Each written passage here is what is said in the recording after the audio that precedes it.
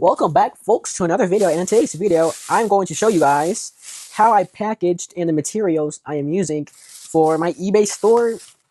Because I sent out a package today, and I didn't know how to package stuff. I was watching YouTube last night on how to package Pokemon cards on eBay standard envelope, and all they said was just, get an envelope and get some tape, some painter's tape. It was like $2 more than a regular tape, so I guess it feels like the other kind of tape I have, but it's just like a whole $2 less than what this cost. Which I might have to test those tapes out to see if they're the same thing or if it's actually a difference between them. But the first thing we have here is painter's tape, and everybody in the industry of Pokemon cards shipping or selling on eBay or TCG Player are using painter's tape. And it is really good because it isn't that sticky and it doesn't leave residue, apparently.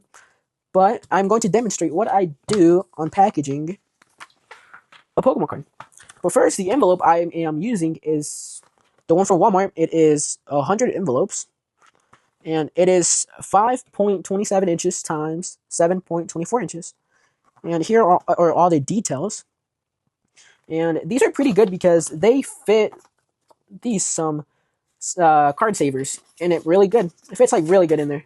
But I might want to buy ones that are less long because there is a lot of space left in there. So that might be a problem of the cards moving around. But if you tape this inside of the envelope, then it might not move as much.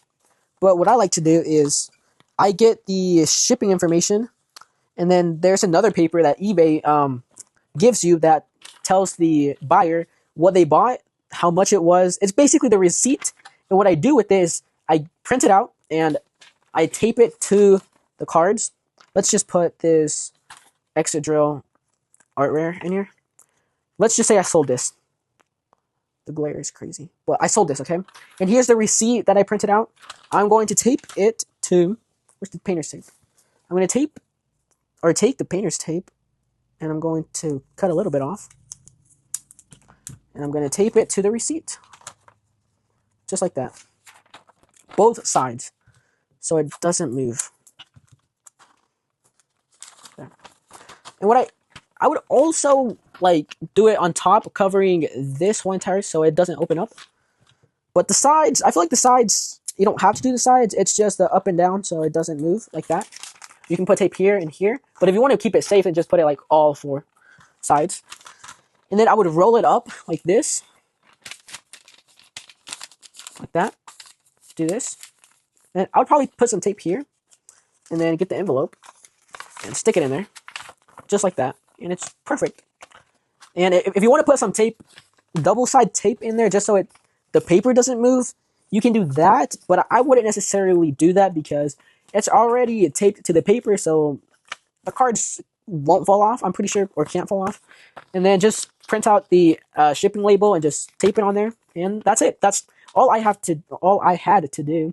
And I went to the UPS office, post office, and I just went up to the front desk and I gave it to them, and yeah, that's it. And that was how I sent out my first order, which was just 4 common cards, but it was Night Stretcher, which I think they're playable. That's the reason why they sold, I think I had it listed for 10 minutes, and it sold as quickly as I posted it, it sold. And I was so surprised because it's just common cards. But a lot of common cards do sell fast because they're playable, which I might have to look into that too, so I can, sell some of those if I have them. Another tape that I use is this transparent one, but you might want to buy the one that has the little thing so you can cut it and not have to use scissors, because this one leaves like little lines, and I might have to go get another one, or I might just finish this and use another one. But yeah, clear tape to tape the shipping label right here. And yeah, that's about it. That's everything, which is kind of easy. All you have to do is if you give them free shipping, you have to pay shipping, which is like $1.25. It isn't that bad. And yeah, that's all I needed to ship out my first order, which isn't really a lot. I spent like $13, I'm pretty sure, for the envelopes and the 2 tapes, because this was like $5, this was $4, and this was like almost $2. So 9, 10, 11, and then taxes made it 13. This was probably more like $6. This was like 4.50. Yeah, yeah, it's like $13 I paid, or my mom paid. I have to pay her back later. But yeah, that's really easy, simple way. All these people that are posting how to ship from eBay, they kind of make it seem hard. I don't know. Just it took me a long. Oh, look at that! Look, it leaves absolutely no residue. So there's no way it can hurt the card. But all of these YouTubers making like how to ship stuff, they have like a lot of years doing this, and I'm just starting out, so this is how I found the easiest way to do it. Which it might not be the most practical or safest, but I feel like it's pretty good for now. If the person who bought the cards from me tells me that it needs more safe packaging, then I might just um, start putting cardboard in it and putting it safer so it doesn't get damaged in the future. But I think that's everything I need to show you guys. It's just simple. I thought I was gonna need some what are those called? These right here. But I actually didn't need them because I feel like it's safer to ship items and card savers than top loaders. That's what it's called. But yeah, that's it for this video. I hope you enjoyed and found something informational in this video. And it really isn't that hard to start selling on eBay. It's just we got to learn. It's like a process you got to learn, and it's not really that hard. And I hope I sell more. Right now, there's I think 84 views on my Reshiram and Charizard, which is at $150. That's really expensive. But if they offer me like $100, I might take it. But like I'm more likely to take it if it's like 130. But I just hope it sells because that would really help me in getting closer to my goal to finally being able to pay my club soccer fees, which if I make the team, which hopefully I do, because we had tryouts yesterday and we were supposed to have it 3 days, but the first day was Tuesday, which it rained out, so we didn't have it. Yesterday, which was Wednesday, we had it. It was okay. I got put with the U19 people, and it was so wild. There were so many skillful players, and I play center back, so I'm not like flashing skill moves. I'm trying to defend people that do that, and there was this one kid that he's from the United Kingdom, and he was so good. Like I'm not trying to glaze. He was so good.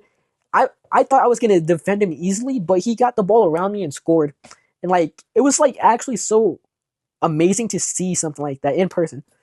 Yep, and I almost fell, which was gonna be really bad if I did. But today is going to be, or was going to be, the last day of tryouts, which might not happen because it's raining. And the coach said that we might have it either tomorrow, Friday, or Saturday, a Saturday session, which I don't want. I want a Saturday just to be a chill Saturday, wake up late. But yeah, that's basically everything that is I wanted to talk about. And I hope this was informational. I really do. And I'll see you guys in the next one. Peace out.